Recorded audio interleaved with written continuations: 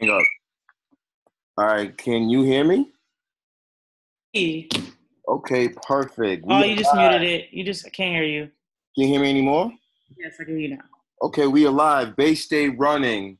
This has been a very, very big moment for me. Yeah? Standing with Brockton's finest, the future of Haitian Olympics, the state record holder in the women's 55 hurdle, Vanessa Clairvaux.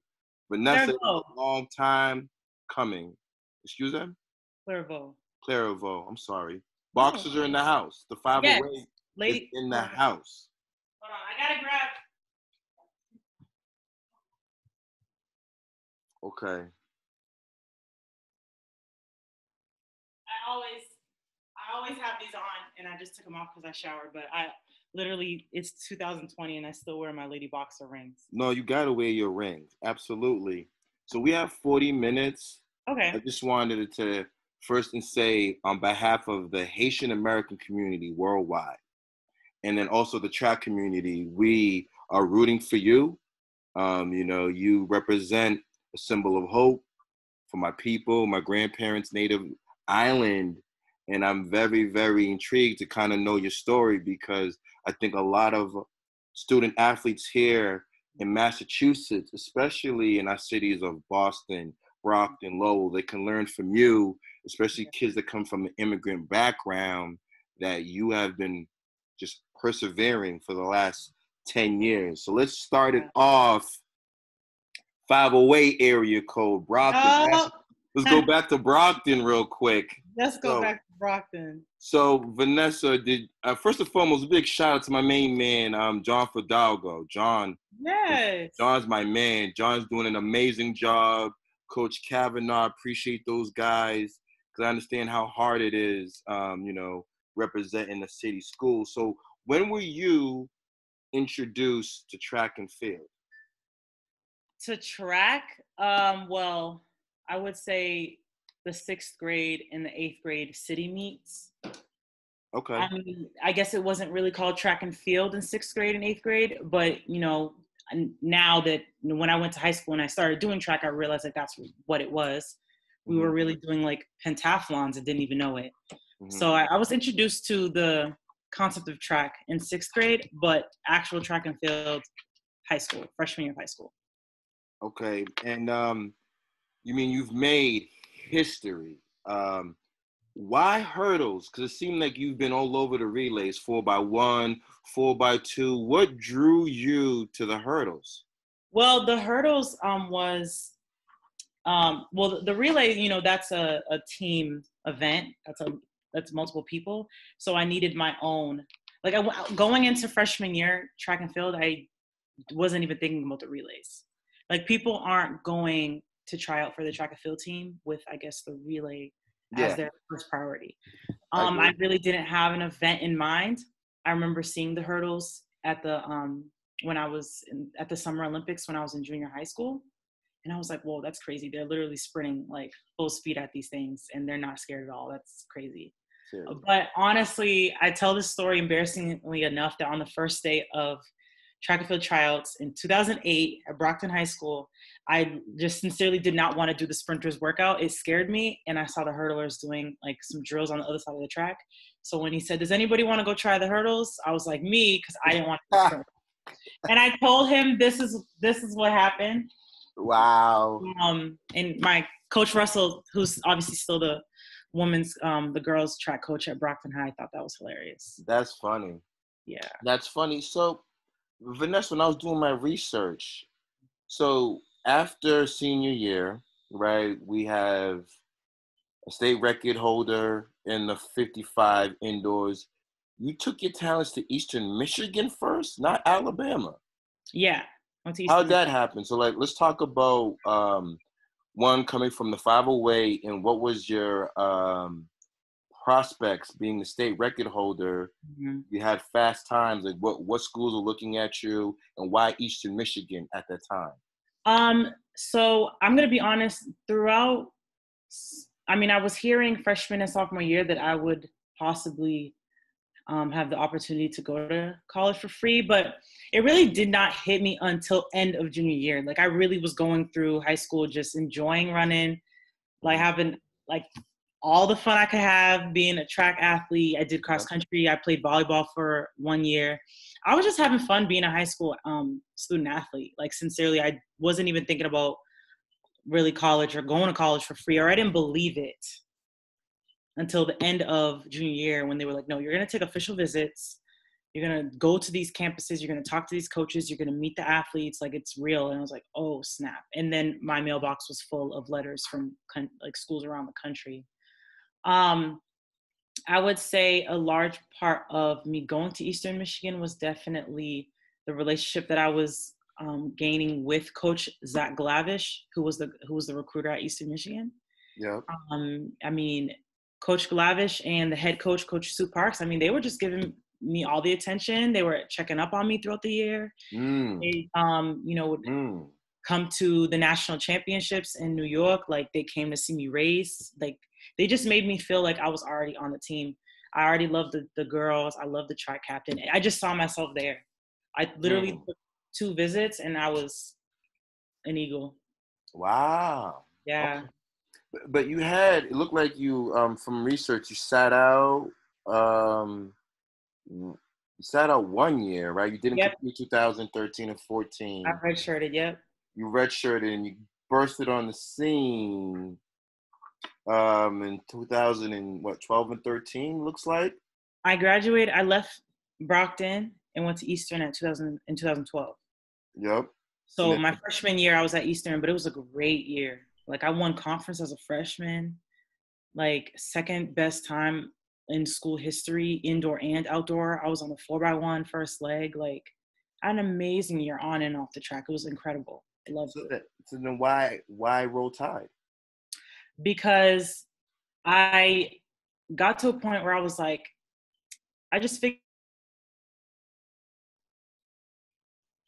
Hello? I figured there was more out there for me, like I would race against those like LSU girls and the Bama girls and the California girls and the big Texas schools, like the Longhorns.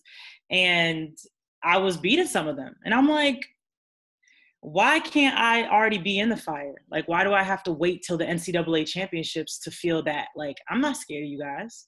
I felt like I was one of the like SEC, like, girls. So, and then my coach, right after NCAA's told us that he was leaving Eastern Michigan.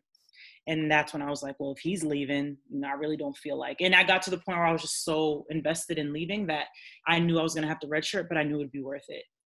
Okay.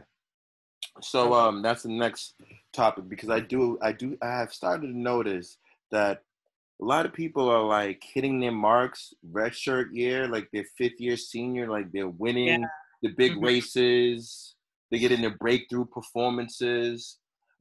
So for me, I caught on to you in 2016. Okay. Moise Joseph. Yes. All right. So Moise, shout out to Moise, University of Florida. Us cross-country distance guys, he used to go against state record holder, my main man, Saeed Ahmed, who went to University of Arkansas. And I remember Moise and I talking right before Brazil, and I had reached out to Jeffrey Loomis. Julius. And then my training partner. He's your training partner. He was. Samir Lane, he was a triple jumper from Harvard. So I was inspired that I saw like you guys wearing the Haitian singlet. Yeah. And that was like inspiring to me. I'm like, what is going on? And then that's when I started following you, the Caribbean Games, and then last year in Doha. So I know from a distance, how has that been, like the response from the Haitian community worldwide? Like strangers are reaching out to you, showing you love, and like that is actually that's a journey. That's a book right there. I feel like I bet it is. I try in my life to be as present as I can be with everything. So once again, like kind of what I said with high school, when I was at Bama, incredible experience. Incredible. Redshirt year, the 3 years after, I had 3 coaches in college alone. And it was an incredible experience, but I was really just present, enjoying being a Crimson Tide track and field athlete. Like I was loving it. So obviously I wanted to go pro, but I wasn't really like pressed about it or focused on that. I was just so focused on being the best Alabama Crimson Tide athlete. I was wearing the Haitian flag in races, so people knew what was good. And, you know, I kept it at that. So, but I never, ever, ever thought twice about running for USA or Haiti. Like I knew my IAAF page was USA because IAAF doesn't know where people are from or where they're born or what countries they have in their heart. So I knew it was going to be a long process to get it switched over, but I never thought twice about it. I don't, you know, I love the United States. It is a land of opportunity, even though it has its ups and downs, many downs. Yep. But it is a land of opportunity. My parents fought very hard, very, very, very hard, just like many others, to make sure that my brother and I were raised in the United States of America. But I do not hold the United States in my heart. I don't. And I make that very clear. So I never thought twice about running for Haiti or USA. It was always going to be Haiti. And I won't lie, at first it was actually difficult. There was a lot of people proud because they're like, oh, you're not for Haiti? Yeah. But I got a lot of negativity and backlash because then it was this concept of like, are you Haitian enough? Or like, what is Haitian enough to compete for Haiti? Or are you American? So then it was this time in my life where I realized it doesn't matter. Like there shouldn't be these qualifying questions about how much of the language you speak or how many dishes you can cook or if you wear this or if you know this or when did your grandparents or what, all of these all this. And at first I was answering these questions because I thought I had to. And then I realized if I know who I am and I know what's in my heart, I know what I love, I know how I grew up with my grandparents and my parents, then I could no longer allow anyone to tell me anymore who I was or that I wasn't Haitian enough or I wasn't whatever enough. Because that would be the same thing as someone telling me that I'm not fast enough to race. I know I'm fast. So now behind the scenes, we don't have the structure. Yeah. Back in, is it Petroville? Is it the Haitian Olympic office in Petroville? Yes, on Rue Clairvaux, actually. So isn't that ironic? So I when I spoke to your former training partner, he had mentioned to me that, because I was like, Jeff, man, I want to get down there. I'm like, you know, I'm from the States. I'm doing this work in Massachusetts, but I'm like, I want to go down there and start a camp. He was like, yo, you could start a camp, but there's someone that's sitting in Petroville right now who's doing nothing at all, who's probably going to go to Tokyo next year. Yeah, absolutely. So, like, could you, like, now, this is not an opportunity, we're not trying to bash the bureaucracy of the Haitian government, but, like, I want you to share with our audience, like, representing a country that has rich history, but the infrastructure lacks structure. So, in so many cases, you're by yourself, right? We feel that way. It's difficult balance because you're trying to, and listen, Haitians, we made tough. We don't need all the glitz and glamour because we grow up without it and we do very well. Yep. But it's a difficult balance to carry because you're trying to be appreciative and trying to take what you can get from who you can get it from, but then you also have this expectation of what you think you deserve or what you think that is necessary to be a top tier Olympic athlete, which is expected of you. The first thing people say is win that gold medal, bring that gold medal back to the land. And my initial thought is absolutely, I don't care if I got ripped spikes on, a dingy uniform on. I don't care what the case is. When I get on in those blocks, I'm racing to the death of me because I do it for Brockton, I do it for Haiti. Yep. But then in the back of your mind, you're like, no, you have these expectations of me. And you're not really giving me, I guess, everything. You're not doing everything you could do to make sure I get there. Now, so is that as adequate resources, funding, facilities? Because I noticed that you moved from, I think you were training in Florida. Now you moved to Arizona. Yeah. Arizona. All right. Now that was because of a personal choice, coaching That, wise. that was a personal choice coaching wise that had nothing to do with Haiti at all. Yeah. The coach that I left, Joey Scott, is an incredible coach, especially with hurdles. But I just made a personal choice to switch back to my college coach, actually, Coach Dion Miller, who's now the head coach at Arizona State University. I moved here, and to do it Olympic year, of course, because the Olympics was supposed to be this year. To do it Olympic year, like I did it mid January, was absolutely insane. But I had to follow my heart, and I was like, I got to do it sooner or later. So I made the move, and that's where I was with Jeff for 2.5 years.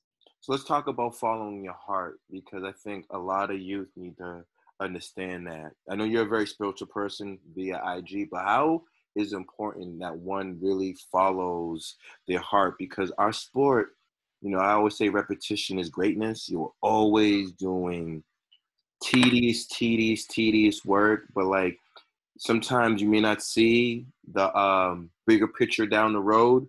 And like Right. for someone like you, I wanted to bring you on to Bay State because like even for you, like your day was coming in 2 months, right? 2-3 months, the Olympics was Yeah, a here, couple months. Yeah. and now they pushed it back.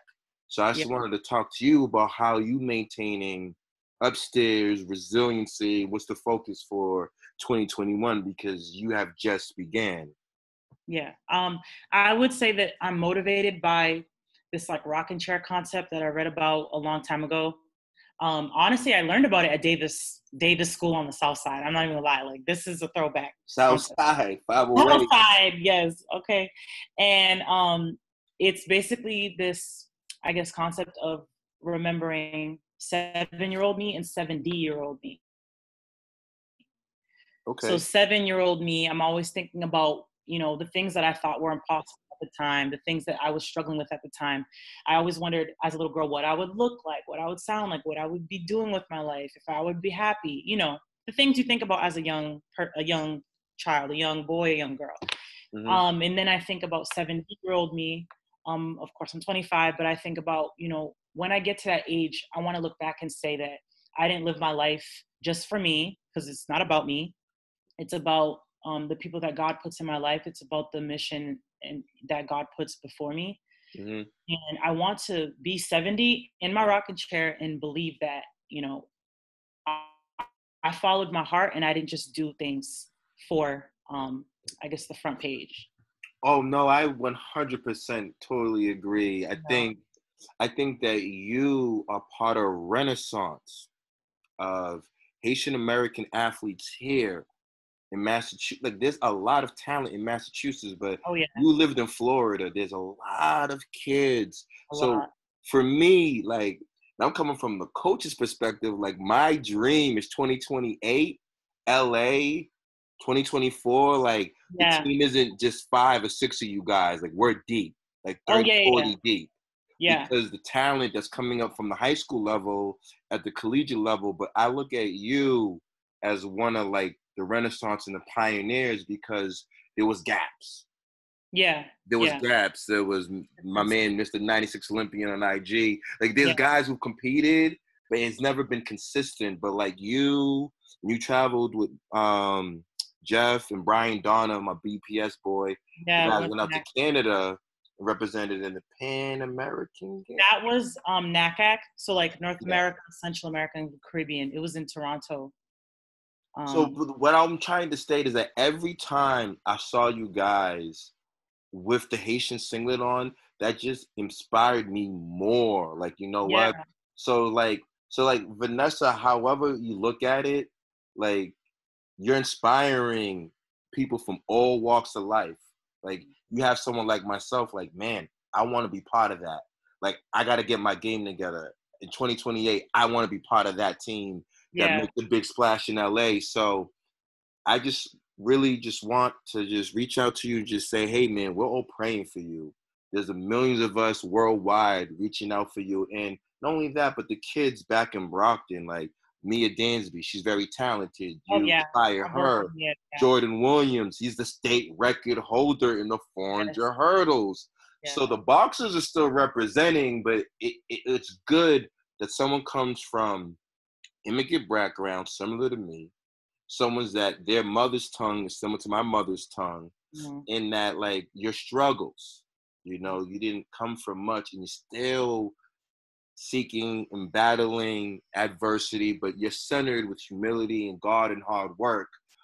So what are we doing now, Yeah. unfortunately, because one element of our sport, what I've been trying to tell the kids are like, Coach, is spring track over? And I'm like, are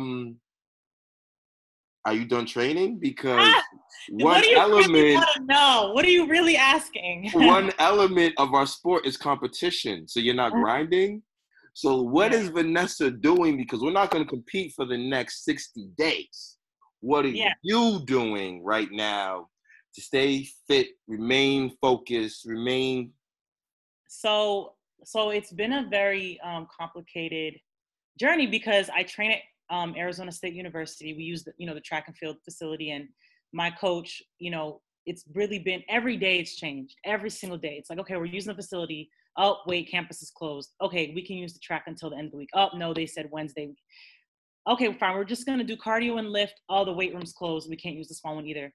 So if you're on social media and you have a lot of athletes, you're gonna see everyone's doing at home workouts, and that's basically like what we can do.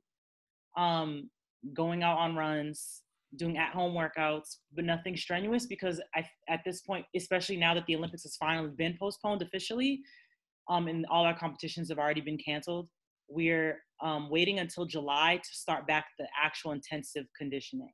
Okay. Now, prior to July, we're going to be like April, May. So May and June are going to be workouts, getting like, no matter if I don't think we should still be at home, but right now, May and June are going to be used as like, I guess, lighter conditioning, staying in shape, probably not weight room. But then in July, we're going to start back with like the regular conditioning, like repeat 300s, weight room, Yeah. whether it's heavy. So. Yeah. I feel like, especially coming from an Olympian, I mean, not every kid is going to be the state record holder of Massachusetts. But however, you are one of us. So I think a lot of the kids can relate because you ran in the Reggie Lewis, right? You ran in your coach's invitational. So you shared the same pain and the same grind as many of us here, but you took your talents and then you brought it to a worldwide stage. How's it to see other athletes from the state? Are you following any other athletes from the state? Now, what has me like in tears sometimes is that Isaiah Laguerre is actually my little cousin. Is he? Blood cousin. That is my baby cousin. Like, Hold on. So Geraldine is what to you? Geraldine. Okay, Kenny is my second cousin. Okay, wow. I grew up with Geraldine in the church, so yeah. Oh no, it's Kenny. Kenny's mother and my mother are like first cousins. Oh no, Izzy's my man. Izzy's bad, boy. Baby, he's bad. He's grown now, but he's always and forever my baby. Oh no, I mean, see, Izzy's the type of kid that probably is going to run 48, but because of the weather, right? But Izzy's very talented. So shout out to you, Izzy. Great football player, great track guy as well. Yeah, Great family. He's a great role model. For him to be playing, and then he'll like him or his father or Geraldine will like send me clips of the announcers at. Let me put my phone on. Do not disturb. Yeah, nah, Izzy's my man. They'll say the younger cousin of Vanessa Clairvaux, and I'm just like, oh my goodness. So now he uses that because people are like, oh, you're so athletic, and he's like, yeah, Vanessa's my big cousin. That's my big cousin. But it runs in the family, huh? Then I tell him, I remind him this kind of the same things that I wish I knew in high school. Like, this is bigger than you. This is you being Haitian American. This is you being a young man. This is you being like someone's son, someone's big brother. This is you being a leader on the field. This is you being a Brocktonian. This is Let's So think about the Brocktonians, the 508. I love me some Brockton. I'm I coming home, mean, by the way. huh? I am coming home. You coming home, or you guys going? Yeah, Are you going my straight mother. to Geno's, or you going to your mother's house? Nah. I'm definitely gonna be chilling on the south side the whole time. I'll probably stay away from Brockton High unless they have something going on over there. But my original plans was to have like a camp there and then have an Olympic themed birthday party, like a massive block party, like a huge Oh, that's what's up. invite the No, mayor. are you talking about something separate from what John does with the? Because John Yeah. has like you was gonna do something separate. Yes. So my coach in high school and the women's coach that's Charles Russell. Yeah, I know Charles. Okay, so that's my coach. I actually never Fidalgo came after.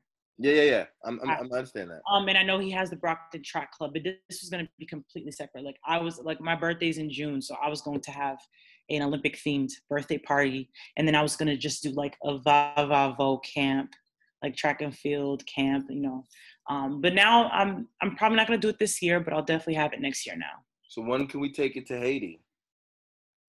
I'm working on that. Oh, put me in. I'm ready. I'm working on that. Ready. Hey, before coronavirus, Haiti was going through an incredible amount of issues with like the border, political elections. Yeah. So kind of working around that. I like to go to Haiti every 1 or 2 years, and I wasn't able to last year. So yeah, it's kind of violent as of right now. It was getting pretty aggressive, getting pretty aggressive to the point where I had family in America that had to stay a little bit longer because they couldn't go back yet and stuff. So with the virus, however long it takes for things, I heard in Haiti there's a recent track, like they built like $1 million track. It's beautiful. Really? I know. Yeah. Where is it? It's in Pétionville. Wow. Like state of the art. It's nice. It's nice. It has indoor, not indoor track, but has indoor facilities for like tennis or like swimming. Something. Yeah, like I got to look back at it, but I actually created the Haiti track and field page on Facebook and Instagram because I realized we did not have we did not use any of these platforms for Haiti track and field, which is wow. Crazy. We have that website portion on Olympic.org, but Haiti track and field is not out there. So not yet. We're coming. We're coming. Yeah, we're out there, but I mean, like actual pages on social media, we weren't using the Facebook or Instagram platforms, and those are the most popular, especially for the young community that's trying to see what Haiti track is about. They don't know who to ask questions to. Haiti track at this point, when someone sends an inquiry about being on the team, they literally forward it to me. Okay. Who are the coaches? So we'll talk about that after record. Yeah. Question for you. Haiti, yikes. Oh my God, that's hilarious.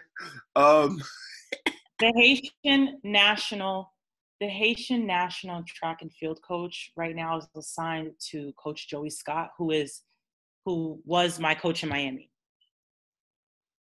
who's not Haitian. He's from Fort Worth, Texas. Okay. All right. Well, because Jeffrey and I, we were two of sometimes two track and field athletes going to these games, these championships, and we're like, we need our coach. Fly him. Bring him. You got two Haitian athletes and we got the same coach. Just bring him for us. Okay.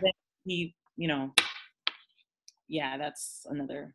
That's a whole other story. So on the IFF stage, right? Have they been discussing about Diamond League and all that's canceled? Like yes. IAAF has actually some athletes were a little bit upset because it was kind of just like that push and pull of like, is it canceled? Is it postponed? When's the new date? Because it's kind of like, are we working out? Should we, we don't know if we should still be wearing spikes or if we should go back to the weight room. It's like it was difficult for all of us because we did not know what was going on and it was getting frustrating. But we understood that it's a complex time, and when you build this the Olympics is not something that just gets canceled every time. Like the last time it was ever canceled was in like 40s or something, and it was actually in Tokyo. So we knew it was difficult for them, but it was frustrating for us. But they have been, I would say, communicating very well with all of us via emails, all of our national Olympic committees around the world, and social media, Instagram and Facebook, about the updates on expectations and whatever. So I'm happy now that they've confirmed it's been postponed. Do you? They sent out a mass survey, actually. Oh, so they asked it. Okay. They sent out a mass survey to all the Olympic committees, and I guess the committees sent out the surveys to their athletes or whichever athletes they wanted to, and it was very clear cut. Couple questions: what would you want to happen? When would you want it to happen? What do you like? You know, and the next day, moved to next year. It was pretty quick. Are you sponsored by any running companies? I'm unsponsored. Really? Not sponsored. That is a whole different thing. I had no clue that there's a whole world out there in regards to like the politics of sponsorships. So wait, help me understand. A woman who's top 30 in the world in hurdles. Mm-hmm. You can't name 30 people better than you in the hurdles. And there's, like I said, there's politics to it. I run for Haiti. It's about advertising their brand. So in Haitians, we're a poor country right now, so you can't push Nikes and I mean, other poor countries have sponsored athletes, so I can't use that. I also another thing is like, especially like when I go back to Brockton, people will be like, you should really? Stop calling me. The moving company, really? Their timing's horrendous. I hate this moving company. What was I saying? We was talking about the politics and about, you know, the sneaker culture, you being a Haitian athlete. So there's just a lot to it. I could be top 30. Sometimes I've seen top 10. Like, it's really about consistency, and I haven't shown that yet. I'm fast. I'm winning meets. I'm breaking records, but you know, they're looking for consistency. They're looking for a brand. They're looking for a personality, which I have. So, I mean, I'm not worried about it, and I stopped worrying about it a long time ago. Good, because how we were saying, Creole, bonjour, bless you. You were all right. I'm building my own brand. People are starting to see who Vava Vo is and who Vanessa Clairvaux is. And now I'm working with Haitian brands that I absolutely love because we're trying to build long-term relationships, and they're doing well individually. So I stopped worrying about that a long time ago. Yep. I did notice that shout out to my main man, Gandy Lindor, Haitian Apparel. He's out here, Gandy. Yeah, so I mean, so it was very good to see us, like my generation. I'm 40, but like us, between you and our younger generation, like there's so many of Haitian Americans here. Like, and someone came to me, they're like, Coach H, you don't want to be the Haitian Olympic coach? And I was like, of course I would do it. But it's like, where do we go? Where do you start? What are the avenues? You literally have no idea. Like, people contact me. I get emails, texts from young athletes all over the world. I'm talking about France, Guadeloupe, Martinique, Canada, USA, like all the time. Hey, I want to be on the Haitian national team.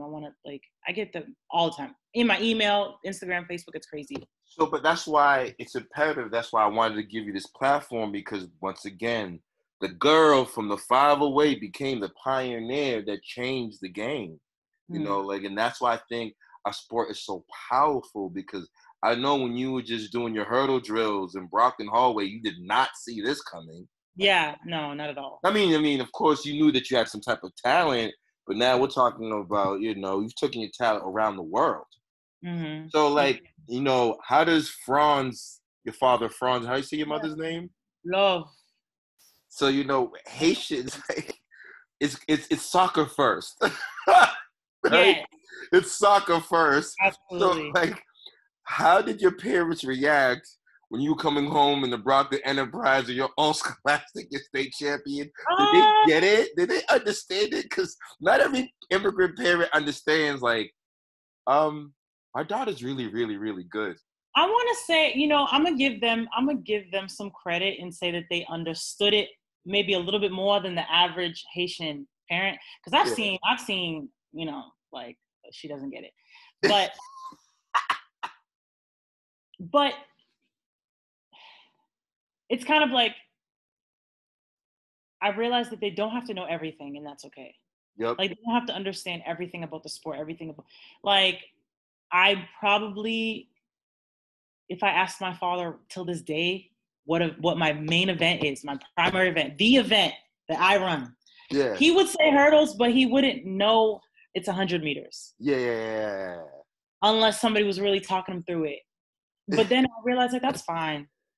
That's cool.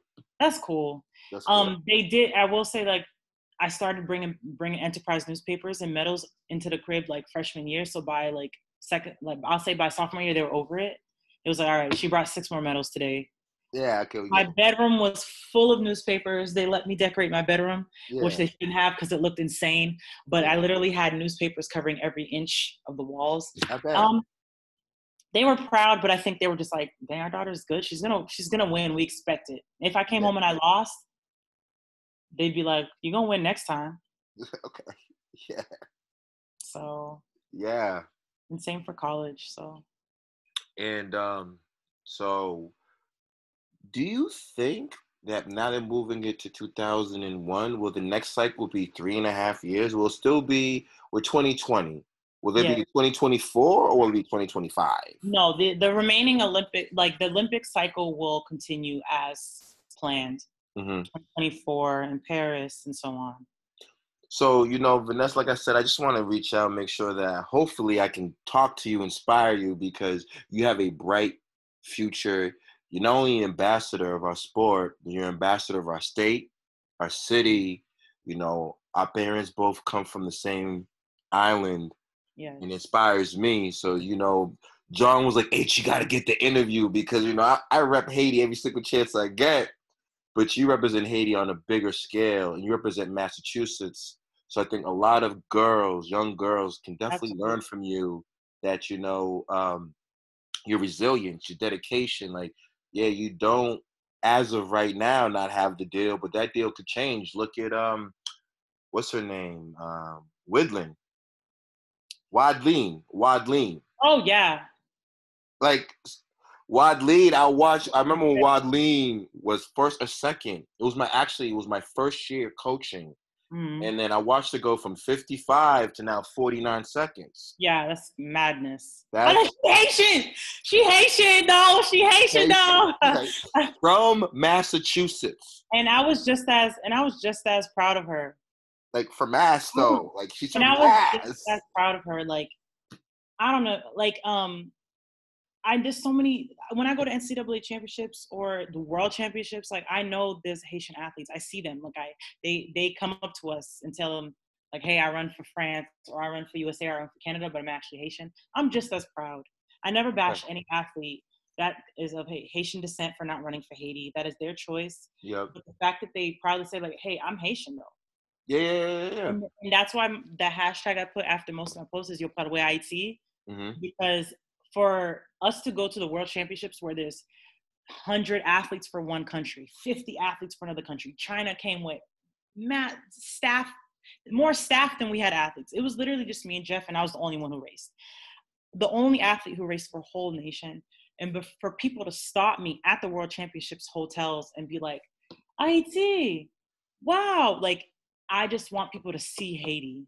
Yes. Even with 1 athlete, 2 athletes, 6 athletes, and it's going to grow because I've been working on that too. We've been working on that too. Yes, it's going to grow. But for people to just go to these meets, whether it's a small meet down the street or it's the World Championships and Olympics, just to see Haiti, that is my goal, because then I can say that Haiti's always going to be there. Haiti's going to show up, and we're going to show out. Absolutely.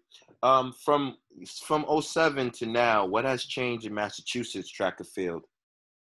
Has the sport got, you think, a little bit better? What can we do to improve the sport here? Well, I was really happy to see Brockton Track Club start up. Like that was beautiful to me, because coming from Massachusetts, coming from the Northeast, better yet, like you seeing the Northeast, you're seeing like Florida, Texas, Cali, where they have AAU. These kids are running all year. They learn in drills we don't even know till college. So we're just running in the snow, just going to Reggie Lewis and doing what we can do. So like literally training in the parking lot with snow piles, okay, doing Indian runs. Yeah. So for Massachusetts or Brockton to get to a point where we could take track and field serious enough to start a club and actually have participants and have parents out there. I cried when Izzy's little sister, Michaela, was at the track club. She did like the little hurdle setup they did. I cried. Wait, hold on. Michaela does the hurdles? Yes. Oh, I got to talk to Geraldine. She got it, I bet, huh? And this little, first of all, this little girl can do everything. Okay, sing, dance. She's a beast. But I'm just like, this little girl. I don't even know how old she was in that video. That was a couple of summers ago. Maybe she was 7 or 8. I don't even know. But to be that young and to even just be trotting over these little wicket hurdles, they were short. I was just mesmerized. I'm fascinated as if I had never gone over a hurdle a day in my life. That this little 7-year-old, 8-year-old girl is doing the event that I fell in love with as a 14-year-old, and now I'm competing for our country. Yeah. And then she's American as well in my family. Oh, that was crazy. Yeah. I think that Brockton, it only takes one athlete, but the more and more athletes that are going to college for track, going to college for cross country, whether it's D1, 2, or 3. Yep. Taking the chance to going pro, whether it's football or track or whatever else, that speaks to them. They see that. And even if they say, they'll speak it over themselves. They'll say it out loud and be like, man, I'm going to the league. I'm going pro. I'm going to the Olympics. Whether it happens or not, to speak that over themselves, to say that out loud, that's powerful. You talked about it. I feel sometimes as me as a coach, I try to deter kids. Not everyone is D1. Yeah.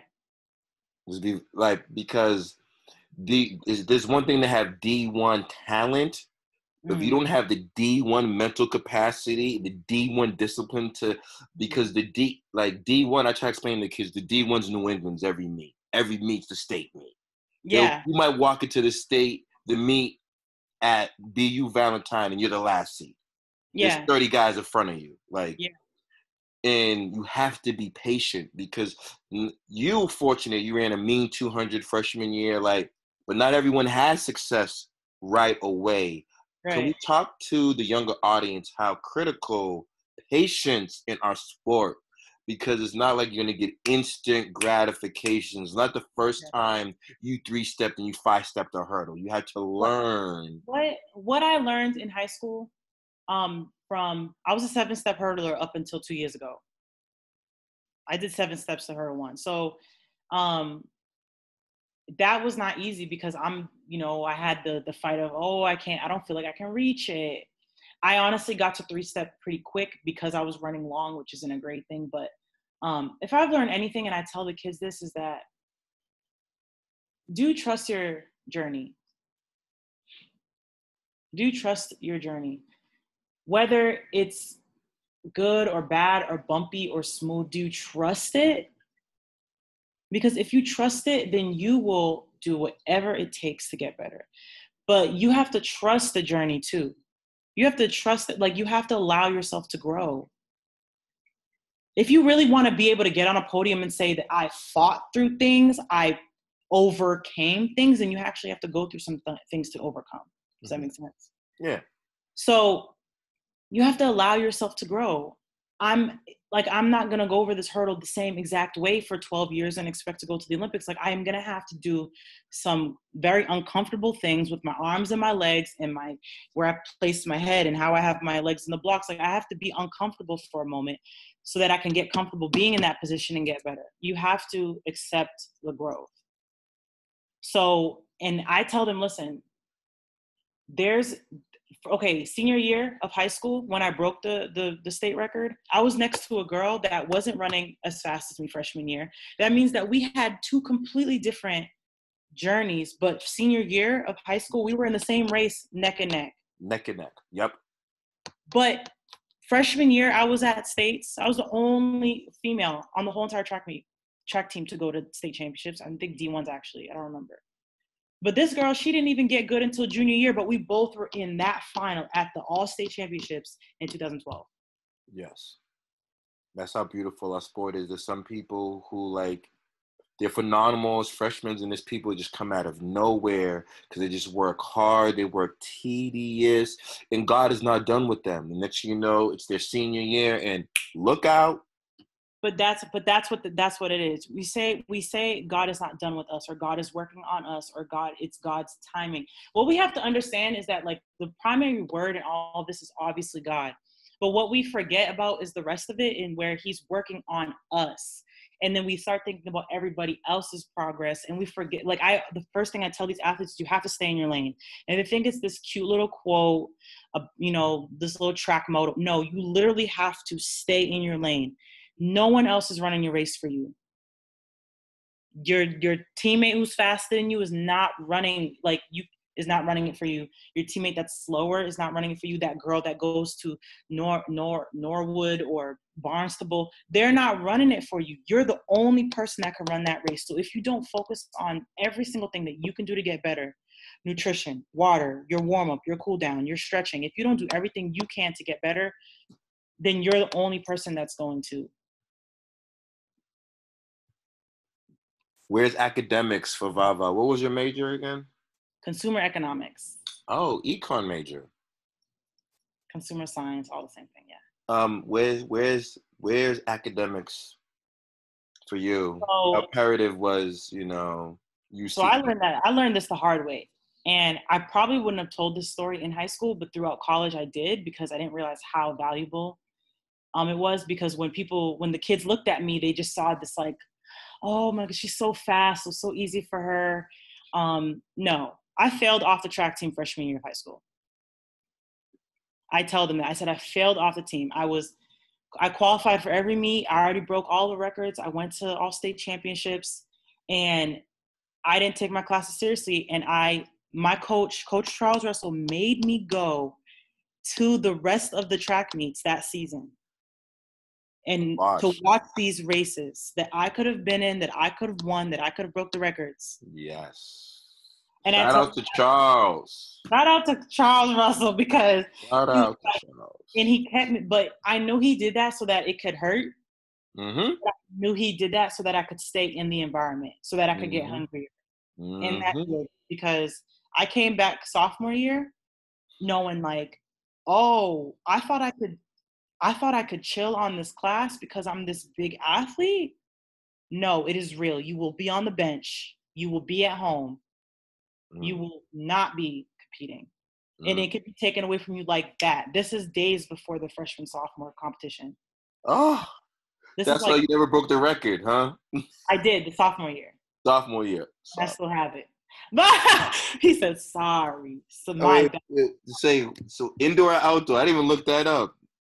Yeah, I have, because I got nominated for BHS Hall of Fame, and they made me they asked me, I said maybe. They asked me to write down like all my accomplishments. I was like, yikes, I don't know all of them. But for the most part, I have all of the All-State and New England records for indoor and outdoor hurdles. So the 55 and the 100-meter hurdles and the 60-meter hurdles. You ran that at Natty's, right? Yes. Yep. All but like 3, I think. So what's next? Is there is there gonna be Caribbean? So is there gonna be Caribbean games and the I don't know how the Olympic cycle works. Okay, so this is I just learned this too when I went pro. So the Olympics are every 4 years, and obviously this one will be 3 years from Paris, 2024. The indoor world championships is every 2 years. The outdoor world championships is every 2 years, but they're every other year. So for 2017 was outdoor, 2018 was indoor, 2019 was, and it goes back and forth. So Doha was outdoor, 2019. Yes. This year was supposed to be indoor, 2020 in Nanjing, China. Yes, and that got. But because it's in China and everything, they moved it to 2021. Okay. So this was way before. This happened way in March. So this happened way before the Olympics got moved, and we knew it was this serious. So now we're thinking, this is going to be the first time indoor and outdoor world championships is in the same year because they're supposed to be every other year. So 2021 is already indoor world championships in March, outdoor world championships in I'm assuming like July, August, or Then the maybe, Olympics. well, not then, because now they have to figure it out Oh wow. because the outdoor world championships was already 2021. That was supposed to be the only Event. Yeah. event. I mean, other than like CAC games, Pan Am games, there's NACAC and everything, the other regional meets. It was only supposed to be outdoor worlds, but now indoor worlds is in March. Olympics is in the summer.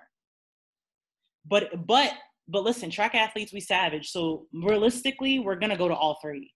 Like they're gonna move outdoor worlds all the way to probably like August, like late August, September. But you sprinters, you guys will be okay.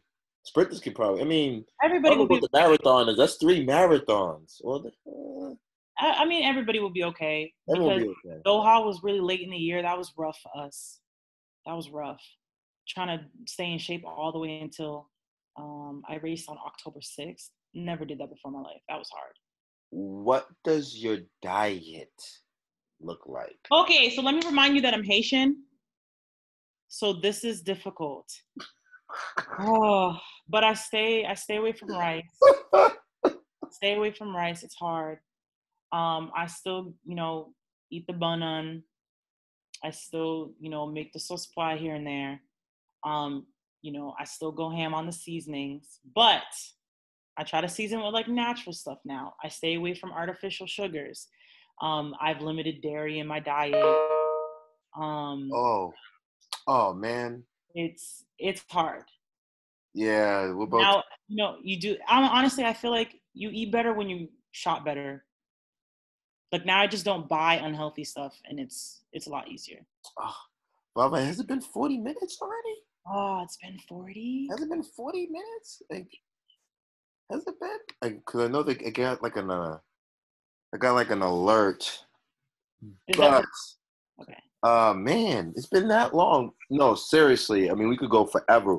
You and I are not done because I have your information. Okay. But I think on behalf of the Bay State running community here in Massachusetts and all the coaches, and we just want to say we salute you for your excellence and the standard that you're setting. You are inspiring our athletes here, Thank you. Massachusetts, especially in Brockton.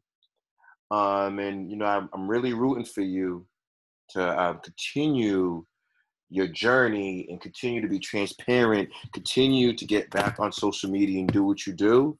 I know. Because you'd be surprised, who's watching.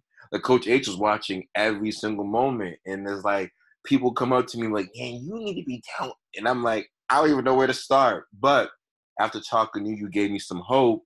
You allow me to continue to dream because that's one of my goals. One of my goals is like working for Boston Public Schools. I always felt like Boston Public Schools cross country is like Haiti, like no one cares. Yeah. you have to be locked in, you have to be focused, Yeah. and you get the athletes. And for me, I believe that we have something real special. And I believe in the next 10 years, you as one of the pioneers are going to lead many more Haitian Americans here.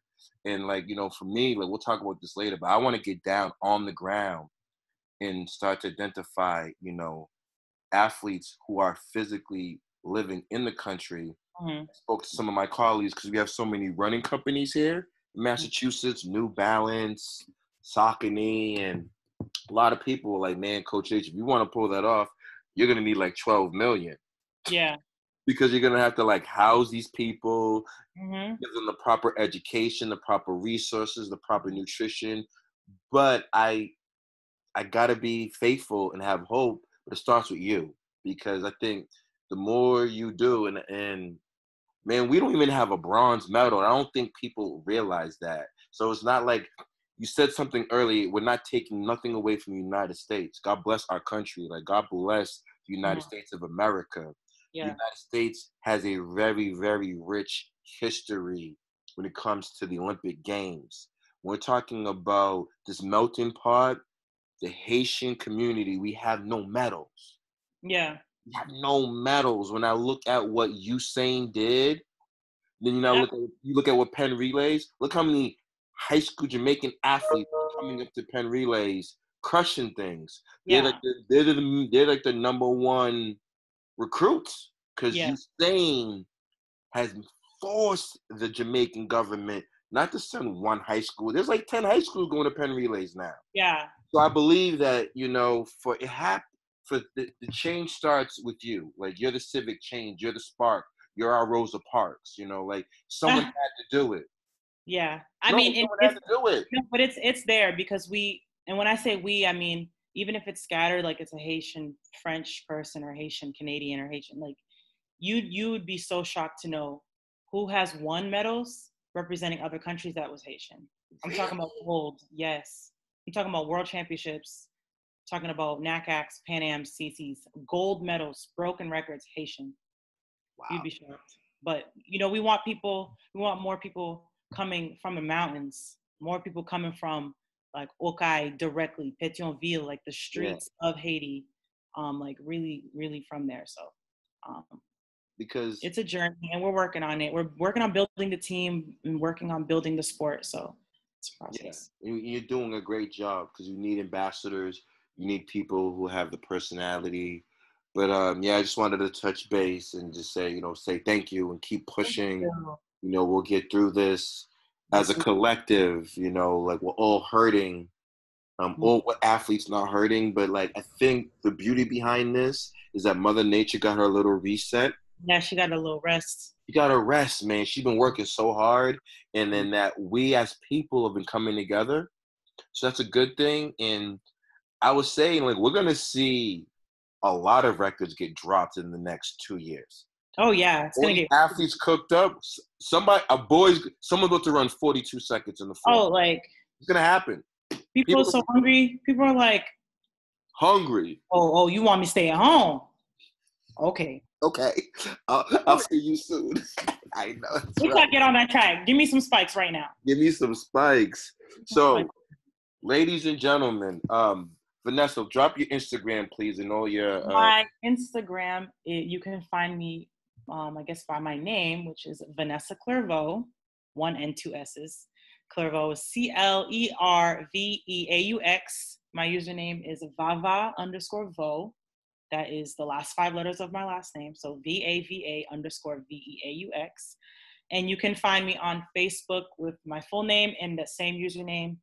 I also have a YouTube channel that I'm going to get back to uploading videos on, showing people videos of like old footage of me traveling to different countries for track meets, different meetings with National Olympic committees, and just yoga videos, everything. So, and that, once again, you can find me Vanessa Clairvaux or Vavavo.